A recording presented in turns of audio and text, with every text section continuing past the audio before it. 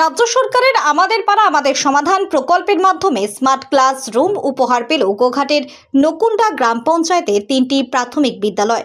নকুন্ডা অঞ্চলের দক্ষিণ নকুন্ডা প্রাথমিক বিদ্যালয়, নকুন্ডা বেসিক প্রাথমিক বিদ্যালয় এবং মালিপুকুর প্রাথমিক বিদ্যালয়, এই 3টি প্রাথমিক বিদ্যালয়ে স্মার্ট ক্লাসরুমের উদ্বোধন করা হয়। উদ্বোধন করেন গোঘাট 1 নম্বর পঞ্চায়েত সমিতির শিক্ষা কর্মাধ্যক্ষ অনন্যা পাল। তিনি ছাড়াও উপস্থিত ছিলেন শিশু ও নারী কর্মাধ্যক্ষ শ্যামলী ঘোষ, খাদ্য কর্মাধ্যক্ষ সঞ্জিত পাখিরা সহ আরো অনেকে। প্রত্যন্ত এলাকার প্রাথমিক বিদ্যালয়ে স্মার্ট ক্লাসরুম উদ্বোধন হওয়ায় খুবই খুশি বিদ্যালয়ের শিক্ষকরা। প্রাথমিক বিদ্যালয়ে আজকে স্মার্ট ক্লাসরুম উদ্বোধন হলো। উই আর ভেরি প্লিজড যে এরকম একটি প্রত্যন্ত গ্রামে, পিছিয়ে পড়া গ্রামে, যেখানে খুবই গরিব বাড়ির ছেলেমেয়েরা পড়াশোনা করে, তাদের ক্ষেত্রে ইন্টারনেটের মাধ্যমে স্মার্ট বোর্ডের মাধ্যমে পড়াশোনা করাতে আমরা পারবো। ছাত্রছাত্রীরা খুব আগ্রহী। ঊর্ধ্বতন কর্তৃপক্ষ, ম্যাডাম, সকলকে অসংখ্য ধন্যবাদ।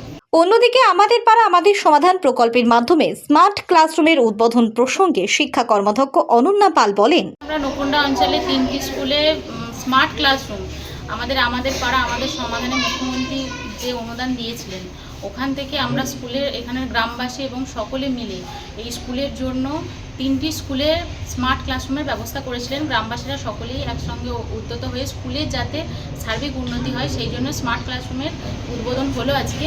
এবং আমরা প্রথমে করেছি দক্ষিণ নকুন্ডা প্রাথমিক বিদ্যালয়, তারপর হয়েছে নকুন্ডা বেসিক প্রাথমিক বিদ্যালয় এবং তারপর আমরা করেছি মালিপুকুর প্রাথমিক বিদ্যালয়। এই 3টি স্কুলে এখন আমরা মালিপুকুর প্রাথমিক বিদ্যালয়ে আছি। এবং আজকে যে 3টি স্কুলেরই যে স্মার্ট ক্লাসরুম উদ্বোধন হলো, এখানে সকলে আমরা উপস্থিত আছি। আমাদের মধ্যে উপস্থিত আছেন খাদ্যের কর্মাধ্যক্ষ সঞ্জিত পাখিরা, আমাদের শিশুনারী কর্মাধ্যক্ষ শ্যামলী ঘোষ, এবং হচ্ছে আমাদের মৎস্য কর্মাধ্যক্ষ রিনা বাগ, এবং হচ্ছে আমাদের এই স্কুলের মালিপুকুর স্কুলের হেড টিচার আমাদের সঞ্জীব ঘোষ, এবং আমাদের সকলেই এখানে সকল শিক্ষক শিক্ষিকা সকলেই উপস্থিত আছেন।